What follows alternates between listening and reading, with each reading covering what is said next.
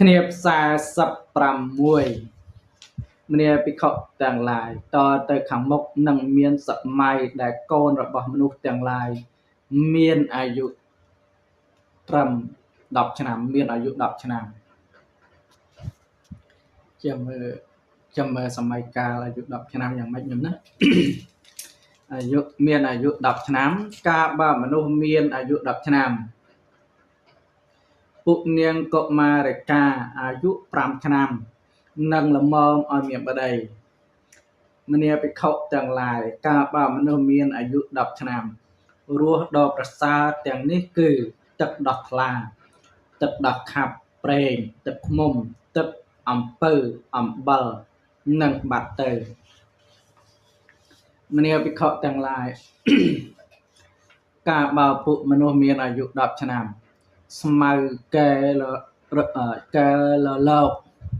នឹងជាភោជនដ៏ប្រសើរមនាភិក្ខុទាំងឡាយក្នុងកាយឥឡូវនេះបាយស្រូវសាលីលាយដោយសាច់ជាភោជនដ៏ប្រសើរដោយផ្ដេចមិញមនាភិក្ខុទាំងឡាយការបើពួកមនុស្សមានអាយុ10ឆ្នាំស្មៅកែរលោកនឹងជាភោជនដ៏ប្រសើរយ៉ាងនេះឯងមនាភិក្ខុទាំងឡាយការបើពួកមនុស្សមានអាយុ10ឆ្នាំកុសលកម្មបត្តិទាំង10នឹងសាបសូន្យទៅគ្រប់អន្លើអកុសលកម្មបត្តិទាំង10នឹងចម្រើនឡើងមនាភិក្ខុទាំងឡាយការបើពួកមនុស្សមានអាយុ10ឆ្នាំសូម្បីពាក្យថាកុសលក៏មិនមានបើដល់ម្លោះទៅហើយមនុស្សអ្នកធ្វើកុសលតើនឹងមានមកពីណាមនាភិក្ខុទាំងឡាយការបើពួកមនុស្សមានអាយុ10ឆ្នាំជួនទាំងឡាយណាជាអ្នកមិនគោរពមេត្តាមិនគោរពបិតាមិនគោរពសាមណៈមិនគោរពព្រាហ្មណ៍មិនប្រព្រឹត្តកោតក្រែងបុគ្គលជាច្បងក្នុងប្រកូលជួនទាំងនោះនឹងជាអ្នកគូគេបូជាផងនឹងជាអ្នកគូគេសរសើរផងមនាភិក្ខុទាំងឡាយមនុស្សក្នុងកាយឥឡូវនេះដែលជាអ្នកគោរពមេត្តាគោរពបិតាគោរពសាមណៈគោរពព្រាហ្មណ៍ប្រព្រឹត្តកោតក្រែងបុគ្គលជាច្បងក្នុងប្រកូលមនុស្សទាំងនោះទើបជាអ្នកគូគេបូជាផងគូគេសរសើរផងដូចបដិមិញមនាភិក្ខុទាំងឡាយការដែលពួកមនុស្សមានអាយុ10ឆ្នាំជួនណាមិនគោរពមេត្តាមិនគោរពសាមណៈមិនគោរពព្រាហ្មណ៍មិនគោរពកោតក្រែងបុគ្គលជាច្បងក្នុងប្រកូលជួនទាំងនោះទើបជាអ្នកគូបូជាផងគូរសើរផងដូច្នោះឯងមនាភិក្ខុទាំងឡាយ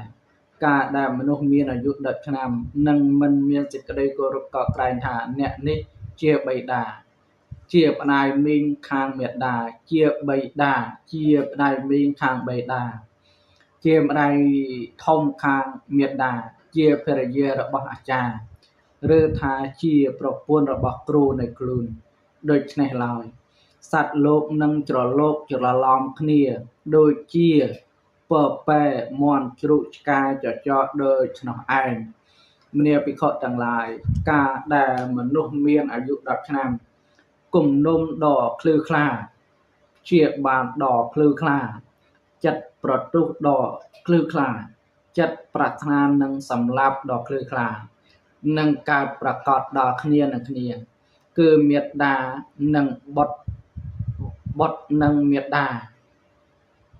បិតានិងបុត្រនិងបិតាបងប្អូនប្រុសនិងបងប្អូនស្រី